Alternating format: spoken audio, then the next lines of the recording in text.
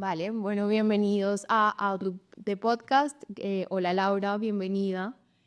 Hoy tenemos una invitada que voy a dejar que ella se presente porque es muy extenso también toda su presentación y tenemos muchas cosas que nos intrigan o que le queremos preguntar. Y bueno, ya se irá desarrollando la conversación. Bienvenida Laura, gracias por aceptar la invitación y bueno, cuéntanos un poquito acerca de ti. Gracias, Irene. Lo primero que te quiero contar es que mi hija se llama Irene. Y pues lo decía, repito tu nombre. Odoli. Yo soy colombiana. Me cuesta mucho definirme y poner etiquetas, pero ahora trabajo en investigación. Hice un doctorado aquí en Barcelona, en el Instituto de Salud Global de Barcelona, y ahora estoy trabajando en la Universidad de Basilea, en Suiza, en temas que tienen que ver sobre todo con movilidad y con caminar en adultos mayores y en personas que tienen enfermedades crónicas, personas que padecen algún tipo de enfermedad crónica. Ok. Pero aunque hago investigación en estos temas, digamos que he hecho muchas otras cosas antes de esto, ¿no? Yo originalmente estudié gobierno, que es políticas públicas y relaciones internacionales en Colombia. Después me fui para Finlandia a hacer estudios del desarrollo. Después viajé a República Dominicana, estuve en República Dominicana viviendo un tiempo, trabajé en la industria y poquito a poquito fui llegando a la salud desde otro lado y llegando a la investigación en salud desde otro lado. Entonces, claro, ahora me defino como una investigadora porque es la etiqueta que me han puesto en los últimos años, pero me cuesta decir que lo soy. Ok, no sabía que eras mamá. Así, ¿Y cuántos años tiene tu hija? 2 y medio. Ok, bueno, yo también soy mamá, una mamá muy joven. Bueno, cuéntame un poco acerca de cómo surge esa curiosidad, o sea, por qué das ese cambio, si bien me dices que estaba más enfocada hacia el gobierno, ¿cómo se da ese cambio o esa curiosidad de darle un enfoque más científico? Yo creo que cuando uno estudia políticas, siempre se hablan y cuando los políticos salen a hablar, siempre hablamos de decisiones que tomamos basadas en evidencia y en evidencia científica. Y siempre lo ponemos ahí y cuando llega es quiénes son los científicos y quién es la gente que está dando la información. Y cuando hablamos de temas de salud, de bienestar, de adultos mayores, que son temas que, o sea, adultos mayores son tus papás, tus abuelos, es el entorno que tienes, ¿no? Yo quería saber, bueno, quién es la gente que está trabajando eso y siempre me ha gustado mucho el tema de la salud. Mi mamá es médica, mis tíos son médicos, o sea, también en mi familia había muchos médicos, pero yo nunca quise ser médica. O sea, me parecía terrible para mí, pero siempre me gustó mucho y cuando trabajé en industria privada, trabajé en una farmacéutica muy grande, trabajaba con pacientes, no trabajaba en áreas de mercadeo, ni de compras, ni de otras, ni de productos, sino más con el tema de crear campañas de sensibilización, de empoderar pacientes, que era lo que me gustaba. Entonces así, de a poquitos iba la salud llegando por todos lados y la salud pública, ¿no? Y la prevención también, que todo lo que podemos hacer nosotros que no tiene que ver con tomar un medicamento para responder a una enfermedad. ¿Qué puedes hacer antes? ¿No? ¿Qué es lo que hace que nosotros cuando decidamos todos los días tomar una mejor decisión de comportamiento? No, hoy voy a comer menos azúcar, hoy voy a caminar más, hoy voy a, ¿no? El estilo de vida, ¿cómo nos puede ayudar a hacer al bienestar? Ok, ¿y esto está vinculado al proyecto Mobilize D o...? El proyecto Mobilize T es el proyecto en el que yo hice mi tesis. Ok, Y es un monstruo, fue un monstruo porque ya se acabó, que era financiado mitad por la Unión Europea, mitad por la industria farmacéutica, 50 millones de euros, una cantidad enorme. Y la idea era desarrollar tecnologías para medir la forma como camina la gente en el mundo real. ok, Eso quiere decir que nosotros con pruebas, ¿no? En un espacio clínico, en un laboratorio, podemos decir cómo camina una persona, ok. pero no sabemos qué hace realmente la persona en su día a día. Si lo que hace en el hospital es lo mismo que hace en la casa o no, si es diferente. Y lo que tenemos hasta ahora son tecnologías que están muy bien hechas, pero que se han hecho pensando en personas sanas. Vale. Y una persona sana y joven camina a una velocidad, en un ritmo muy diferente al que camina una persona mayor, al que camina una persona con una enfermedad, especialmente las enfermedades que impactan la movilidad, ¿no? Entonces tenían que desarrollar esas tecnologías y esos algoritmos, ¿no? Y lo desarrollaron y usaron un sensor, y la idea es que este algoritmo se le pone a cualquier sensor que cumpla con las condiciones y se puede usar para hacer estudios, para entender, ¿no? Para entender la movilidad de la gente y sobre todo la gente que tiene problemas de movilidad, para poder actuar sobre eso. Y cómo exactamente, digamos que para mí cuando vi el proyecto, una de las preguntas que nos surgía era como, ¿por qué es tan importante entender la movilidad? O sea, ¿qué te permite hacer esto cuando tienes esa información? Bueno, primero la primera parte, que es por qué es importante la movilidad. La movilidad es esencial, ¿no? Tú no te das cuenta, pero tú necesitas poder caminar para llegar al baño cuando te despiertas por las mañanas, ¿no? Para ir a coger el metro. Si vas a ir en carro, lo necesitas para llegar hasta el carro y después poder conducir, ¿no? La movilidad es muy simbólica de tu independencia y es muy simbólica de tu control sobre ti mismo, ¿no? Y sobre todo cuando la gente es mayor, cuando le cuesta más, ¿no?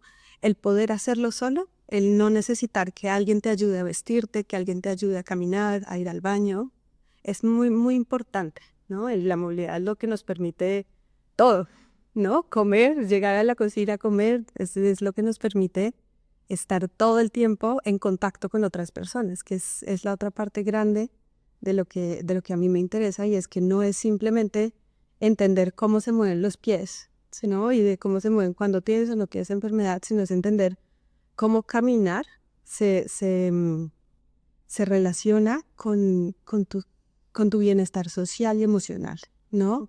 Cuando tú estás triste, tal vez te quedas en casa, caminas menos, ¿no?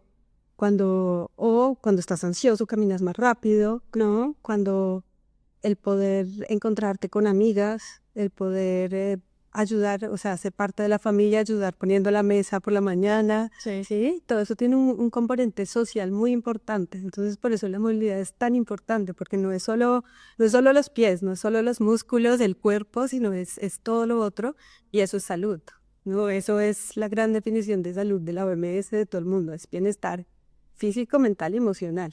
Entonces, por eso creo que... Y con esos datos, ¿qué se puede, o sea, cómo se entra a actuar sobre eso o qué les ha permitido entender el estudiar la movilidad? Entonces, bueno, ese algoritmo metido en ese sensor, lo que te da es una cantidad de parámetros sobre cómo se mueve la gente. Vale. Y esos parámetros te dan información sobre cuánta actividad hacen. Entonces, si la persona camina mucho o poco, ¿no? ¿Haces 10.000 pasos o no haces 10.000 pasos al día? Sí, pero también sobre la velocidad a la que tú caminas. Y la velocidad a la que caminas dice muchísimo sobre ti. Le llaman el sexto signo vital, ¿no? Que es algo que tú podrías medir y saber si una persona está bien o mal a partir de ahí. Y también puedes saber sobre la cadencia, tienes muchos, muchos, muchos parámetros que puedes sacar de ese algoritmo. Entonces, a partir de ahí tú puedes caracterizar, que es la primera parte que hemos hecho hasta ahora, y es entender, ok, una persona con esta enfermedad que tiene estas características, ¿cómo le impacta su caminar? Le impacta la cantidad que camina, la velocidad a la que camina, la frecuencia, qué es lo que está ahí, ¿no? Si tú eso se lo llevaras dentro de unos años a la industria o a alguien que esté trabajando en innovación, bueno, ahí es donde puedes actuar, ¿no? Si a esa persona no camina, o sea, ahí hay algún parámetro que esté mal, pero tú puedes crear un medicamento, usarlo como un marcador para entender si eso te dice algo sobre la enfermedad, pues entonces ahí va, hacia allá iría todo. Por otro lado, la idea bonita de todo el proyecto y de lo que hacemos y cómo estamos creciendo sobre el tema es que es sobre ser capaces de medir la movilidad en el mundo real, y es en tu día a día, realmente lo que tú haces en tu día a día, no lo que haces en el hospital, no lo que haces cuando te preguntan. Y entonces es también qué pasa en tu día a día. Tú tienes un entorno y tú tienes un entorno físico. Tú caminas en la ciudad, caminas en el campo, caminas en el Champla a las 9 de la mañana súper contaminado, o caminas en la Barceloneta, o caminas en diferentes espacios físicos, pero caminas en un entorno social, ¿no? Tú caminas en un barrio, en una ciudad grande que no está preparada, tú caminas en Colombia, en España, en Suecia, en Dinamarca, ¿sí? Entonces hay un entorno sociocultural, hay un entorno de tú caminas siendo mujer, siendo hombre, ¿no? Hay unos aspectos de género ahí también importantes y la idea es que de aquí en adelante queremos verlo todo, queremos ir hacia dónde más podemos ver, analizar esa parte.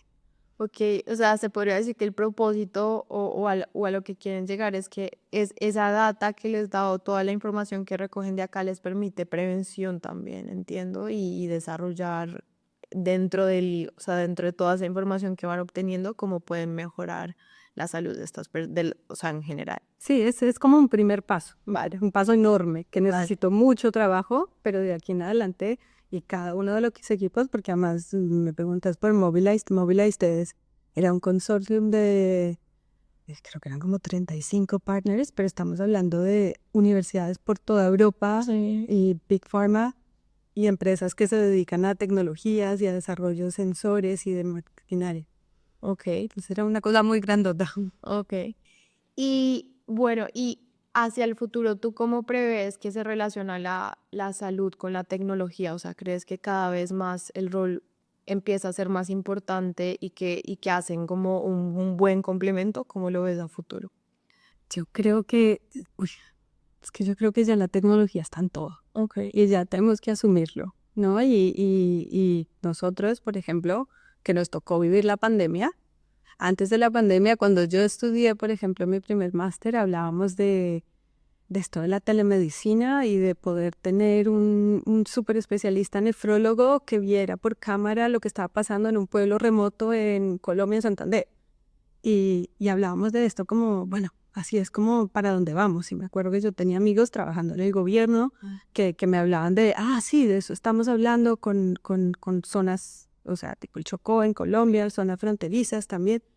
Y resulta que ahora tú hoy en día vas a pedir una cita en el médico y la primera opción que te sale, además porque ahora tienes la aplicación, es telemedicina. ¿Va? Es llamar al médico por teléfono en lugar de ir a hacer la consulta, ir a urgencias, ¿no? O sea, eso es un ejemplo clarísimo de cómo la tecnología y la pandemia nos hizo wow, ¿no? Em, la tecnología puede usarse para muchas cosas. O sea, esto te está diciendo información sobre los aparaticos, nos los ponemos para medirnos, pero realmente nos ayudan mucho. No sé, o sea, no sé qué tan veraz es la información de los pasos que yo hago cuando lo mido con la muñeca y no con los pies, Sí. pero si a mí me dice, Laura, has hecho 9.600 pasos a las 8 de la noche, yo digo, ¿cómo? Bueno, me faltan 400, ¿no? Esto, y bam, y entonces te sirve de incentivo. Ok. Y eso es una ayuda muy grande que hace la tecnología como para impulsarte a hacer mejores cosas, ¿no? Sin agotarte mejor. O otro ejemplo, hay un ejemplo lindísimo que es como un peluche que se inventaron en Corea, que lo vi hace unos par de años, que se usa para síndrome PTSD, Ajá. postraumático. Sí. Y entonces este peluche tiene un poco de machine learning, entonces va aprendiendo. Entonces se lo das a la persona. El peluche mueve los ojos, tiene unos movimientos y va aprendiendo de la persona que tiene enfrente, de si esa persona está triste o está ansiosa, y va aprendiendo a cómo calmarlo. Ok. Entonces se usa, por ejemplo, en veteranos, en gente que tiene síndrome postraumático, para ayudarles a calmar, ¿no? Como una terapia sensorial, emocional. Sí. Entonces, claro, eso todo es tecnología. ¿Sí? De acuerdo, obvio, muy interesante. Yo hace poco vi bueno, o sea, no me acuerdo del caso puntual, pero sí de alguien que recuperó la vista con la IA. O sea, que la IA vio o sea, como que imprimió al punto de que él pudiera recuperar la vista. Bueno, no sabría explicarlo específicamente, pero sí me ha impresionado. Y hay una pregunta acá que quiero ligarla a esta. La voy a leer. Y es, ¿qué desafío existen en la interpretación de datos digitales para convertirlos en información valiosa y aplicable en investigación? ¿Qué desafíos existen En la interpretación de datos digitales. O sea, digamos que acá la pregunta es también como la fiabilidad de esos datos que se van recogiendo, por ejemplo, con el caso de Mobilized, Y bueno, y los desafíos que van surgiendo. Ahí, uy, ahí lo que pasa es que hay muchas, no sé, yo creo que hay un desafío en la forma como recoges datos, en la forma de dónde llegan los datos, pero esos son los desafíos que tiene la ciencia. La ciencia se tiene que hacer bien y existen parámetros y la ciencia lo más bonito es que es muy rigurosa, ¿ok? ¿No? Y tú tienes que saber que necesitas un mínimo número de personas, que esos datos necesitas que se puedan validar externamente, que sean reproducibles, ¿sí? Esas cosas, el machine learning, los algoritmos, pues tú necesitas poder validarlos en otros datasets para enterarte de ese, bueno, esto se aplica en otro lado y eso es parte de los, pero la interpretación es otro tema. O sea, cómo interpretamos y es, la información está y tú tienes que saber qué interpretar y cómo interpretar y usar las herramientas. Sí, tienes herramientas de todo tipo ahí, ¿no? Es muy difícil. Y es muy difícil en un mundo en el que se genera tanta información y no sabes si toda esa información que se genera es veraz o es así. Y ahí era una calidad específica, no sé. Y ahí la pregunta que surgía a partir de esa también es como, claro, la tecnología cada vez está más en todo, no solo en la ciencia, sino en absolutamente todo, pero otra pregunta que surgía es que si tú la ves como algo, o sea, obviamente supongo que habrá un punto medio, pero aparte de tener un impacto positivo, ¿crees que puede llegar también al otro extremo de que generemos una dependencia a la tecnología en la salud, por ejemplo? Que realmente, digamos, datos que a veces puedan no ser, digamos, fiables y lleguemos al extremo, al punto de no tener información de la que realmente nos podamos confiar y cuál es, o sea, como lo ves como un peligro o realmente crees o sea, que se puede llegar a un punto medio con la tecnología y la salud. Uy, yo no sé porque no soy experta en inteligencia artificial. Sí, O sea, sé cositas, pero no estoy tan segura de todo. El, o sea, la inteligencia artificial y los modelos estos, el ChatGPT, se entrenan con información que ya existe, ¿no? Y ahí es donde tienes el primer problema. Entonces, si la información con la que tú estás entrenando es información sesgada, es información machista, es información, eso es lo que va a comenzar a reproducir el algoritmo. Eso es lo que va a comenzar. Entonces ahí tienes un reto, ¿no? Sí, sí, pero ¿quién resuelve ese reto? ¿Es hacer mejor el algoritmo o es la base la que nos está dando un problema ahí, ¿no? Esa es una parte que hay que pensarse, ¿no?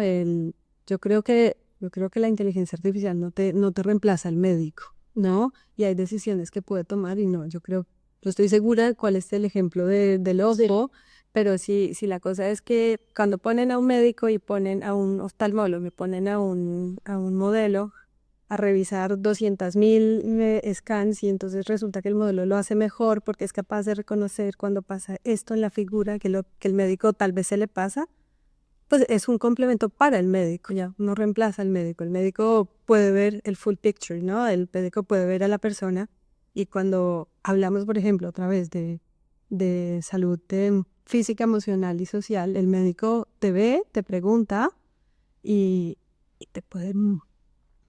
Ok, un ejemplo para explicar eso. Con el posparto, ¿no? Tú vas a tu cita después de tener a tu hijo en España, sí, sí, me vaya y te hacen tu cita de posparto y entonces tú vas y hablas y te preguntan, bueno, ¿cómo te está yendo? ¿Cómo está yendo la lactancia? ¿Cómo está yendo eso? Y la persona que te está preguntando ahí se da cuenta cómo estás llevando el posparto. ya. Y entonces decide hacerte unas preguntas para entender cómo está tu salud mental, Vale, ¿sí? Eso, si yo pongo tus datos en el algoritmo, tal vez no me lo está dando, claro. ¿no? Si me faltaría el cuestionario, me faltaría que alguien reconozca esa parte. Claro. Entonces ahí digamos que concluiríamos que un poco o sea, se complementan, pero que no crees que llegar al punto de que ciertas cosas la manejen 100% la inteligencia artificial o la tecnología, siempre es importante que haya un medio humano también. Sí, yo creo que ahí son herramientas. Y si tú le preguntas a Sam Altman qué piensa, cada vez te va diciendo, ¿no? Hacia dónde va esta super Ya. inteligencia artificial que es capaz de... Pero por ahora son herramientas y hay que aprovecharlas, ¿no? Son herramientas que estamos teniendo y tenemos que aprenderlas de alguna forma. Vale. Bueno, y ya me voy un poco por otro lado y es preguntarte, yo también soy colombiana y bueno, comentar como el tema de cómo ha sido para ti migrar, cómo ha sido el proceso también de, digamos, en una industria donde quizás, pues entiendo que todo el tema científico, y un poco lo que encontramos en la investigación es que hay más hombres, predominan, o sea, bueno, te encuentras con más hombres que mujeres y también un poco menos mujeres latinoamericanas. Entonces, ¿esto tú lo has notado? ¿Ha sido, en algún momento lo has sentido como una barrera para ti o al contrario, no es algo que se perciba, sino que es más una creencia? Y sí, sí, ¿cómo lo has vivido? Yo, bueno, yo salí de Colombia hace 14 años. Sí. O sea, no hace poquito y he ido saltando. Digamos que los últimos han sido en ciencia, pero muchos otros no fueron en ciencia, ¿no? Ya. Y no, en ciencia es al revés. En ciencia es el clásico ejemplo de la tijera, donde hay una cantidad de mujeres en la base y a medida que los cargos van subiendo, ahí no tienes en la cabeza referentes femeninos. Tienes más hombres que son jefes y más mujeres que están haciendo su doctorado. Y así fue cuando yo comencé, cuando comencé a hacer mi doctorado, ¿no? Yo he tenido bueno, no, o sea, he tenido jefes hombres, he tenido jefes mujeres, pero he tenido la fortuna de que en ciencia he tenido muy lindos referentes. Tuve una supervisora espectacular en la tesis, que es una mujer súper empática, que me enseñó todo lo que me faltaba, ¿no? Y que es una cabeza dentro de la institución y es, para mí, me enseñó muchas cosas. La jefa de Mobilize, la persona que estaba liderando el proyecto, también es una científica espectacular en Newcastle, en Inglaterra. Entonces sí he encontrado figuras que digo, mira, hacia allá quiero, o sea, yo las veo y pienso, tienen muchas características que yo creo que comparto, que entiendo, que me gustan y que me gustaría llegar a tenerlas. Mi nueva supervisora también es mujer. Ok. Es en España, claro, en España estábamos en un centro de investigación de salud global.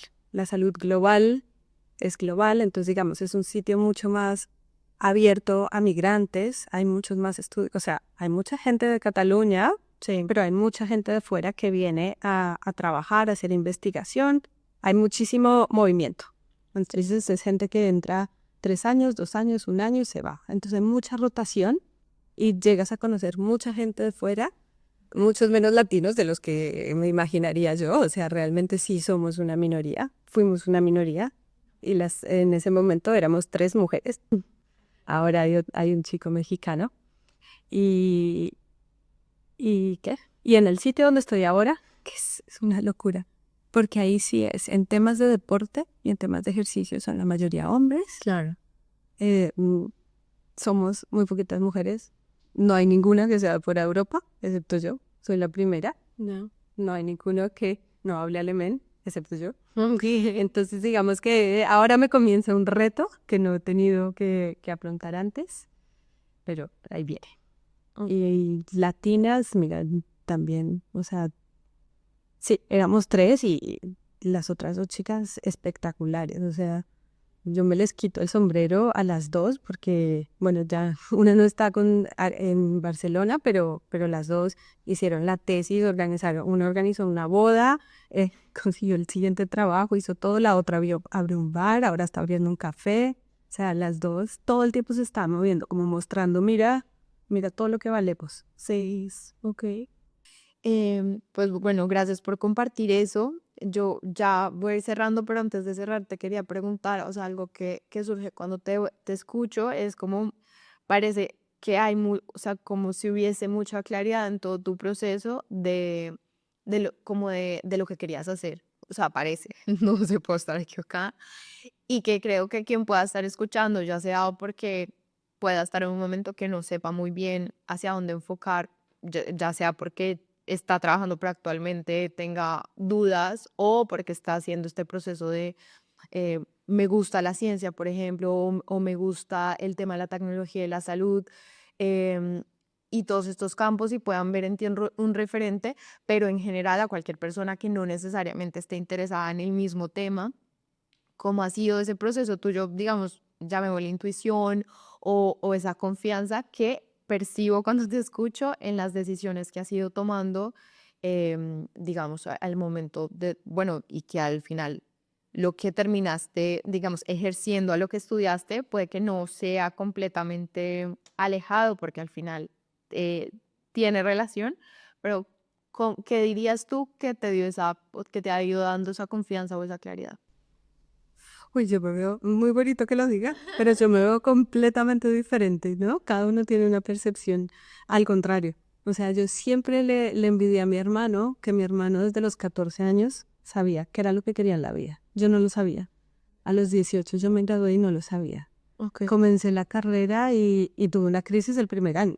Ya. Y me fui a vivir fuera porque tuve una crisis de qué estoy haciendo, esto es, a mí me gusta esto, qué es, porque decidir a los 18 años qué va a hacer uno el resto de la vida es ridículo, perdón, es ridículo, no sé qué. Y esperamos que además la gente decide que sea feliz el resto de la vida. No. Y vi una cosa y después pasé al otro lado y me desencanté. Y yo creo que más que confianza o intuición, es más, he tenido muchas inseguridades siempre y yo creo que todos las tenemos y trabajamos en ellas, pero, pero mi forma de ver las cosas es que cuando algo me produce esa inseguridad, lo hago, porque sí, hacer un podcast, por ejemplo, me llena de incertidumbre en mí misma, pero digo, pues mira, aquí estoy. Sí, no son, y para mí siempre, bueno, también porque así era mi papá, así es mi papá andando, pero digo, era de saltar de una cosa a otra, como que él siempre me enseñó, está bien, o sea, está bien cambiar, ¿vale? No quiere decir que uno tiene que estudiar arquitectura y ser arquitecto 40 años, ¿no? Si dices que eso no es, pues búscate algo que sí sea, que sí te haga feliz, que sí te llene y lo lindo es que yo he podido encontrar un hilo conductor y cuando lo explico tiene sentido, pero cuando tú ves mi hoja de vida, pues lo que venía, ¿sí? Entonces, ¿pero qué es esto? ¿No? Y buscar trabajo así también es muy difícil si uno no explica la cosa, porque es como, bueno, ¿esto qué es? Ni chicha ni limona. O sea, ¿sí, no? Entonces no, yo no veo esa confianza ni ese camino súper claro, Ya. sino que ha sido pasito a pasito y ahora estoy probando algo, o sea, yo ahora o sea, lo que yo tengo claro es que a mí me daría muy feliz combinar ciencia y sociedad, ¿no? Hacer un puente entre los dos. Ya. ¿Cómo lo voy a hacer? Ni idea. Pero hacia allá es donde yo quiero ir. Pero es lo único que sé. Ok. Y después vamos a ver qué pasa.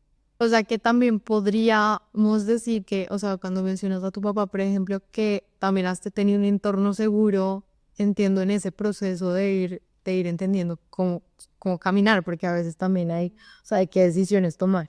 Sí, digamos que es que yo también llevo muchos años fuera, ¿no? Sí. Pero siempre cuando hablaba con ellos y los llamaba, mi papá tenía una frase, que era una frase muy bonita y es que ya no me la dice, pero me la dijo cuando la necesité y era como, tú sabes que acá siempre vas a tener una casa, Ujú. ¿vale? Si lo que pasa, aquí siempre vas a tener una casa Claro. y ya está. Y yo con eso ya sentía que era suficiente. Con esa frase no necesitaba más, pero necesitaba que alguien me dijera que tengo dónde llegar, que tengo un espacio. Ok. Bueno, qué lindo. Gracias por compartir eso. Yo para cerrar te voy a hacer algunas preguntas que son más como para conocerte a nivel personal. O sea, son muy sencillas, no te preocupes. La idea es que respondas rápido, pero es más que nada para que, claro, ahora nos fuimos muy profundo como a lo que, y como tú dijiste, definirse es muy difícil, no somos lo que hacemos tampoco, al menos eso creo yo. Pero bueno, son preguntas rápidas. Comida que podrías comer todos los días. Mango. Facilísima. ¿Qué palabra dices demasiado? Gracias. Ok. Un lugar al que irías ahora mismo sin pensarlo. Amparichaga, Colombia. Ok. Un talento oculto que nadie sabe. No so- bueno, sí, de acuerdo. ¿Qué animal serías por un día? Animal, Ajá. uf, un oso. Un oso. Color que siempre llevas puesto. Hoy no es un buen ejemplo, pero el verde. Vale. Un deporte que definitivamente no es lo tuyo. Pádel. Ok. ¿Qué es lo primero que piensas al despertar? En Irene. Ay, no, qué lindo. Película que puedes ver 1000 veces sin cansarte. Esos son difíciles. Ujú, Kill Bill. Ok. Si fueras un postre, ¿cuál sería? ¿Un postre? Algo de cítricos. O un helado de limón. Ok. Vale. Pues ya están todas las preguntas. Muchas gracias, Laura. Me encanta escucharte y bueno, gracias a todos por escucharnos también. No sé si hay algo más que quieras decir. No, gracias. Vale. Volveremos pronto. Y gracias al equipo.